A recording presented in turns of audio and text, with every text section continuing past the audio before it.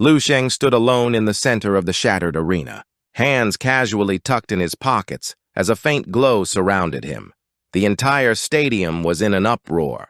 The crowd, who just moments before had been eager for a bloody fight, were now on their feet, screaming in utter shock and disbelief, questioning what had just happened, and calling his feat of clearing the stage in a single blow completely outrageous. In their private viewing box, Ecclesia and Sebastian were equally stunned. Sebastian's jaw was agape, while Ecclesia's eyes widened, a blush appearing on her cheeks as she exclaimed that this was the true power of an immortal. She continued, her voice filled with awe, declaring that he possessed the posture of a king, a perfect representation of his immortal bloodline. From his spot in the stands, Lan stared down at the lone figure of Lu Sheng, completely speechless. After a moment, a wide, relieved grin spread across his face. He laughed, realizing how ridiculous his earlier worries had been. He now understood that this was the true, overwhelming power of immortality. Countless experts watching were filled with fervor. Lu Sheng's dominance, strength, and the terror he inspired perfectly matched the image they had in their minds of an immortal-level bloodline. In his family's viewing box, Chingy cheered with unrestrained joy, waving her fan and shouting at her brother, telling him he was incredibly strong and cool. His parents looked on with tears of pride in their eyes. His mother marveled at how exceptional and unique their son had become, while his father simply repeated, "Go, son," with a beaming smile. The martial saints from their home planet, including Lin Zhengyu, were also left speechless by the display. Lin Zhengyu clasped her hands together, thinking to herself that even on a stage as vast as the starry firmament, Master Lu still shone with a dazzling and radiant light. Standing beside her, Snowy simply gazed at Lu Sheng with a look of pure admiration and affection, whispering to herself how well he had done. Lu Sheng stood as a supreme being, a figure who broke the rules and shattered common sense, the only one of his kind in millions of years. On the edge of the arena, his defeated opponents slowly began to pick themselves up. One of the warriors, grunting with effort, struggled to his feet, gritting his teeth with blood trickling from his mouth. He couldn't comprehend what had just happened, wondering in disbelief how they could have lost without even getting a chance to attack. Another fighter hung his head in absolute shame, cursing the fact that a level 10 warrior had defeated them so utterly that they couldn't even stand in his presence, overwhelmed and completely outmatched. One by one, they raised their hands in defeat, their voices echoing in the now silent arena as they surrendered. Finding his voice again, the announcer erupted with renewed energy. He pumped his fist, shouting that the battle had ended the very moment it began, declaring that this was the authentic, overwhelming power of the immortal level. With a final, dramatic flourish, a holographic sign appeared, proclaiming Lu Sheng as the first victor. The announcer roared, asking who could possibly stand against him and telling the crowd to eagerly await the next battle. Meanwhile, on another battlefield, a very different scene was unfolding. The entire arena and all the contestants within it were completely frozen in thick, jagged ice. Floating above the frozen devastation was a powerful, hooded figure with 6 white wings. He summoned a colossal, ethereal dragon made of pure ice and crystal that coiled in the starry sky above him. With a final surge of power, he unleashed a massive explosion of frost that froze the entire battlefield in an instant. Another announcer reported the result from that arena, shouting that Monroe from the Hill Star sector had also won, sweeping the field with a single technique, just like the contestant Lu Sheng had done moments before. The winged figure, Monroe, hovered silently, his face partially obscured by but his piercing blue eyes were visible, glowing with cold power. A smirk played on his lips as he thought to himself with anticipation, expressing that he was already dying of impatience to face Lu Sheng.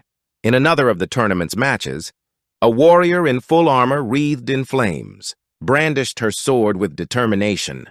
With a powerful battle cry, she unleashed a massive slash of fire, declaring that today she would test the power of immortality to forge her own glory. Lu Sheng continued to compete step by step, advancing through the second and third rounds with overwhelming ease. No opponent could counter his blows, and he won his fights as if they were nothing but a light breeze. However, despite his dominance in the arena, there was one person whom Lu Sheng had no idea how to deal with. That person was the tournament announcer, the One. The announcer seemed to have him in his sights. Every time Lu Sheng entered the arena, all the cameras would focus on him as the announcer shouted as if on adrenaline.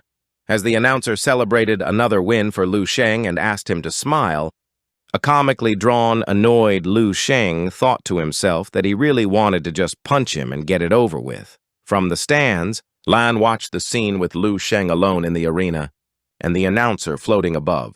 With a satisfied smile, Lan remarked that Lu Sheng had passed the 3 semi-final rounds with complete ease. He reflected on the state of the tournament.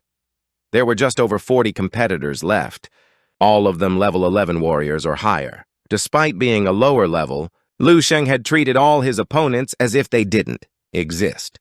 Lan concluded that the power of immortality was even more terrifying than he had imagined.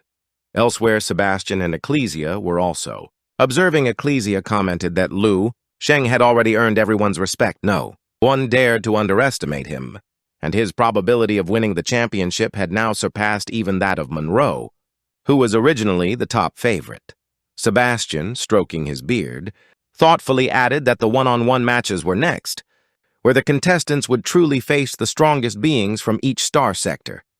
Just then, an official announcement instructed all competitors to check their identity cards, where their next opponent would be revealed. Lu Sheng pulled out his card, looking at it with curiosity.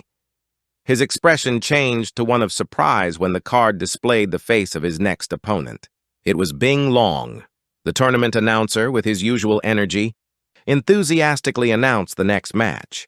He declared that the first battle of the 4th round of the semifinals would be an interesting internal talent showdown from the Yamuxing, Sub-Jupiter Sector. Lu Sheng versus Bing Long. Upon hearing this, the crowd erupted into a roar of excitement. In the arena, the two warriors faced each other. Lu Sheng stood with his hands in his pockets, completely relaxed, while Bing Long, her hand near the hilt of her sword, stared him down. With a confident expression, she told him that this time he had no excuses to escape. Lu Sheng responded with a faint smile, asking her if she didn't get tired of pretending like that. Surprised, Bing Long sharply asked him what he was talking about.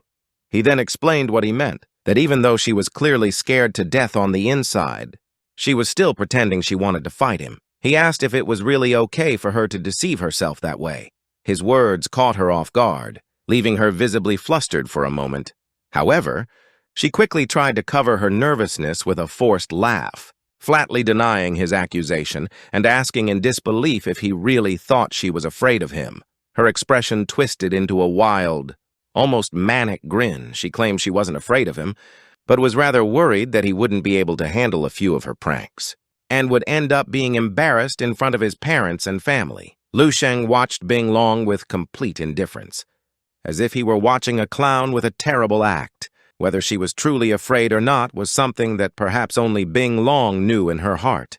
Enraged by his words, Bing Long shouted at Lu Sheng, denying she was ever afraid of him and claiming she had been waiting a long time for this fight. With a final battle cry, she launched herself at him, enveloped in a powerful blue aura.